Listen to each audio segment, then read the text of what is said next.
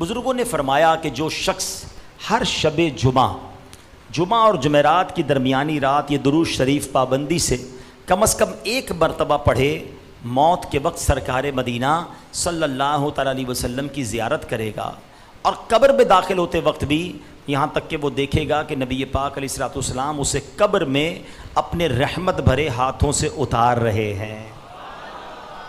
آئیے مل کر پڑھ لیں، اللہم صلی وسلم وبارک علی سیدنا محمد النبی الامی الحبیب العالی القدر العظیم الجاہ وعلی آلہ وصحبہ وسلم۔ حضرت انس رضی اللہ تعالیٰ عنہ سے روایت ہے کہ تاجدار مدینہ صلی اللہ تعالیٰ علیہ وسلم نے فرمایا، جو شخص یہ درود پاک پڑھے، اگر کھڑا تھا تو بیٹھنے سے پہلے اور بیٹھا تھا تو کھڑے ہونے سے پہلے اس کے گناہ معاف کر دیے جائیں گے۔ مل کر پڑھ لیجئے، اللہم صلی علی سیدنا و مولانا محمد وعلی آلہ وسلم۔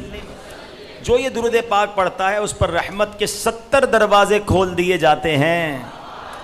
آپ بھی پڑھ لیجئے، صلی اللہ علی محمد۔ علامہ احمد ساوی رحمۃ اللہ تعالی علیہ بعض بزرگوں سے نقل کرتے ہیں، اس درود شریف کو ایک بار پڑھنے سے 6 لاکھ درود شریف پڑھنے کا ثواب حاصل ہوتا ہے۔ مل کر پڑھ لیں، اللہم صلی علی سیدنا محمد عدد ما فی علم اللہ صلاۃ دائمۃ بدوام ملک اللہ۔ ایک دن ایک شخص آیا تو نبی پاک علیہ الصلوۃ والسلام نے اسے اپنے اور صدیق اکبر رضی اللہ تعالیٰ عنہ کے درمیان بٹھا لیا۔ اس سے صحابہ کرام کو حیرت ہوئی کہ یہ کون بڑے مرتبے والا شخص ہے۔ جب وہ چلا گیا تو پیارے آقا علیہ الصلوۃ والسلام نے فرمایا، جب یہ مجھ پر درود پاک پڑھتا ہے تو یوں پڑھتا ہے۔ آئیے مل کر پڑھتے ہیں، اللہم صلی علی محمد کما تحب وترضى۔ لہ شافع امم صلی اللہ تعالیٰ علیہ وسلم کا فرمان معظم ہے، جو شخص یوں درود پاک پڑھے اس پر میری شفاعت واجب ہو جاتی ہے۔ مل کر پڑھ لیں، اللہم صلی علی محمد وانزلہ المقعد المقرب عندک یوم القیامہ۔ حضرت ابن عباس رضی اللہ تعالیٰ عنہ سے روایت ہے کہ سرکار مدینہ صلی اللہ تعالیٰ علیہ وسلم نے فرمایا، اس کو پڑھنے والے کے لیے 70 فرشتے 1000 دن تک نیکیاں لکھتے ہیں۔ مل کر پڑھ لیں، جزا اللہ عنا محمدا ما ہوا اہلہ۔ آپ کچھ اسپیشل ڈائٹ آج کل کر رہے ہیں، وہ کیا اسپیشل ڈائٹ کر رہے ہیں اور کیوں کر رہے ہیں، اس حوالے سے بھی اگر کچھ راز کی بات لائے۔ یہ تو اندرونی سوال آپ نے جو ہے نا وہ ایسا تو نہ کرے نا۔ میں ڈائبٹک کا پیشنٹ ہوں، 10-12 سال شوگر کا جو مریض ہوتا ہے نا، مجھے جانتے ہیں، جتنا میرا ٹریول ہے، جتنا میرا شیڈول ہے، شوگر کے مریض کے لیے یہ سب چیزیں کیری کرنا اتنا آسان نہیں ہے۔ مگر میرے ساتھ ہوا یہ کہ میں پہلے تو ٹھیک چلتا رہا، مگر اب سے 6 مہینے یعنی 1 سال پہلے سے میری شوگر نے انکریز کرنا شروع کیا، اور میں الحمدللہ اس کو پراپرلی چیک کرتا رہا، اور 6 مہینے پہلے میری شوگر جو ہے وہ کافی زیادہ ہو گئی۔ اب میں کنفیوز تھا کہ میں میٹھا نہیں کھا رہا ہوں اور بہت کم کھا رہا ہوں اور میں اپنی ڈائٹ کو کنٹرول بھی کر رہا ہوں, میں زیادہ بھی نہیں کھا رہا, لیکن میں اپنی شوگر کو پکڑ نہیں پا رہا تھا اور وہ کنٹینیو بڑھتی جا رہی تھی. پھر میری نظر سے ایک فارمولہ گزرا اور وہ فارمولہ ہے GPS.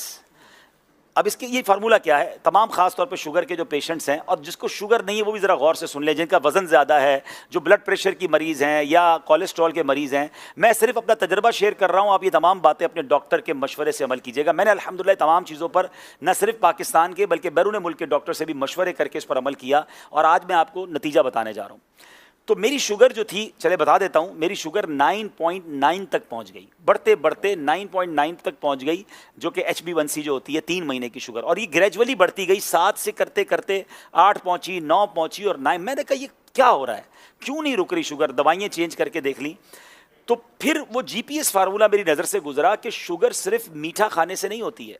یہ 3 چیزیں ہیں, G for greens, P for potato, S for sugar. یہ 3 چیزیں اگر آپ چھوڑ دیں تو آپ بغیر دوائی کے شوگر پہ قابو پا سکتے ہیں.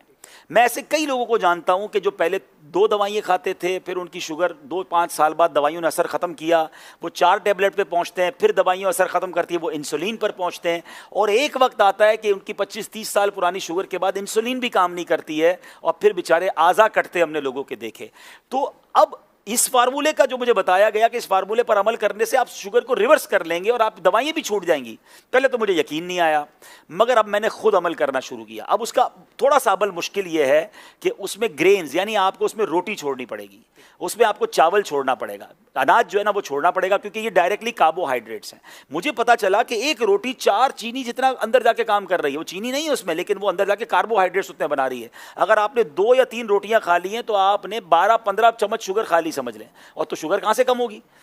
تو اب روٹی کو چھوڑنا تھا. اچھا روٹی میرے لیے اتنا مسئلہ نہیں تھا, ہم میمنوں کے لیے چاول بڑا مسئلہ ہے, ہم چاول بہت کھاتے ہیں, تو چاول چھوڑنا تھا, روٹی چھوڑنی تھی, پوٹیٹو خیر ویسے بھی اتنا زیادہ مرغوب نہیں تھا, اور شوگر والی تمام چیزیں, بیکری کی تمام آئٹمس.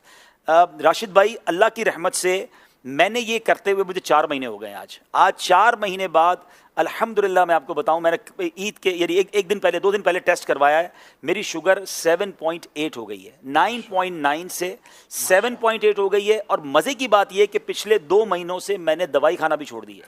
یہ میں نے دوائی کے بغیر ریکور کی. اگر میں دوائی کھا رہا ہوتا تو یہ 6.5 ہو چکی ہوتی, لیکن میں کیوں اپنے اندر کیمیکل ڈالوں. میں ڈاکٹر سے مسلسل مشورہ کرتا رہا, تو ڈاکٹر صاحب نے کہا آپ چیک کرتے رہیں, اور کم ہو رہی ہے تو اب آدھی کرتے رہے دوائیں. تو اب میں اس پوزیشن میں ہوں کہ میں پورے دن میں الحمدللہ دوائی نہیں کھاتا ہوں.